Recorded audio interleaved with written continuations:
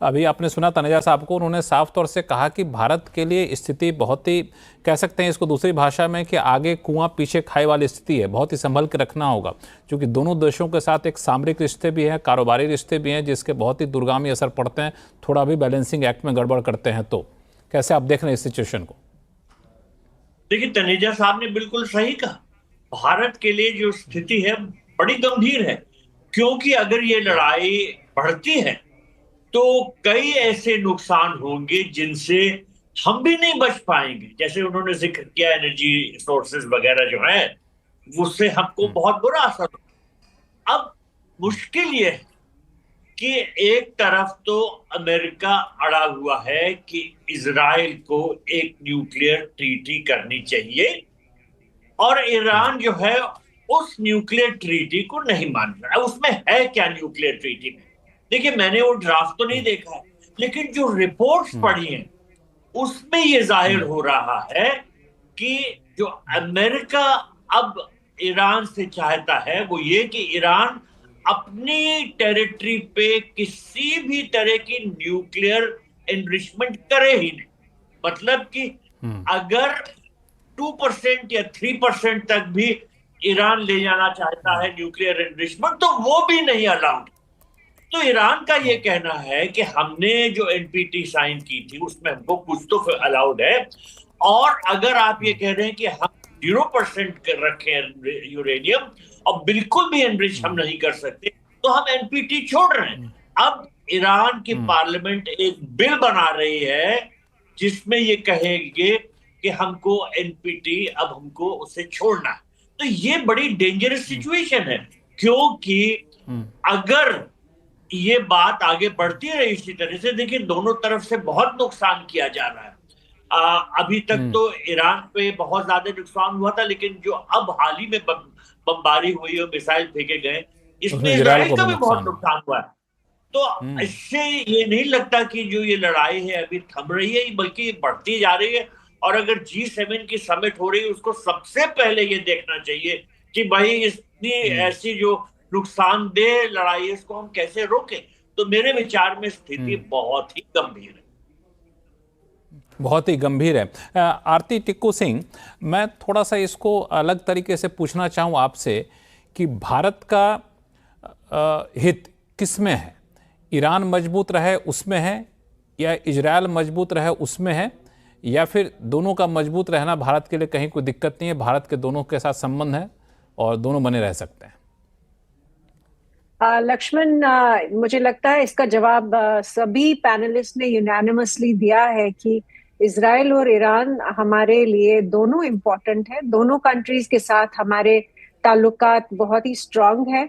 और Iran fundamentally civilisational level पे, historical level पे हमारे उनके साथ संबंध पुराने हैं, और वो हमारे लिए एक इम्पोर्टेंट पार्टनर है, इम्पोर्टेंट एलाय है। तो उसमें मुझे नहीं लगता है कोई डाउट होना चाहिए कि हम नहीं चाहते हैं कि ये युद्ध हो।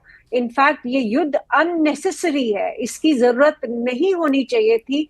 उल्टा मैं ये कहूंगी कि इस वक्त जो इजराइल की लीडरशिप नेतन्याहू है, और ईरान की जो लीडरशिप है खमेनी के अंडर, मुझे लगता है वो अननेसेसरी उन्होंने ये युद्ध को बुलावा दिया है।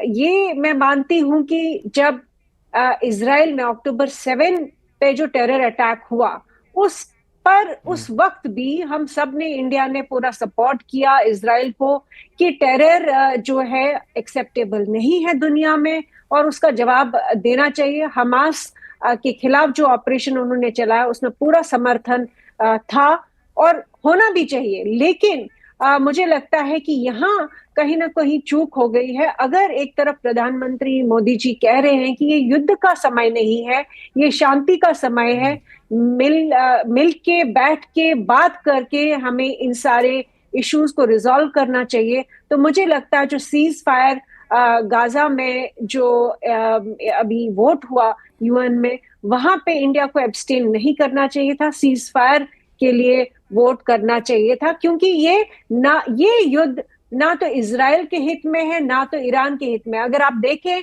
कि ईरान को जो नुकसान हो रहा है, लगातार जो स्ट्राइक्स हो रही है इसराइल की तरफ से, उसकी जो रिपोर्ट्स है, रिपोर्टाज है, बिल्कुल सामने आ रही है कि ईरान में बहुत ज्यादा नुकसान हुआ है, तेहरान में बहुत नुकसान हुआ है। इनफैक्ट आज की रिपोर्ट ये है कि इजराइल ने एरियल सुपीरियोरिटी जो है वो प्राप्त की है तेहरान में, और उसकी वजह से तेहरान अभी बहुत ही खतरनाक मोड़ पे है।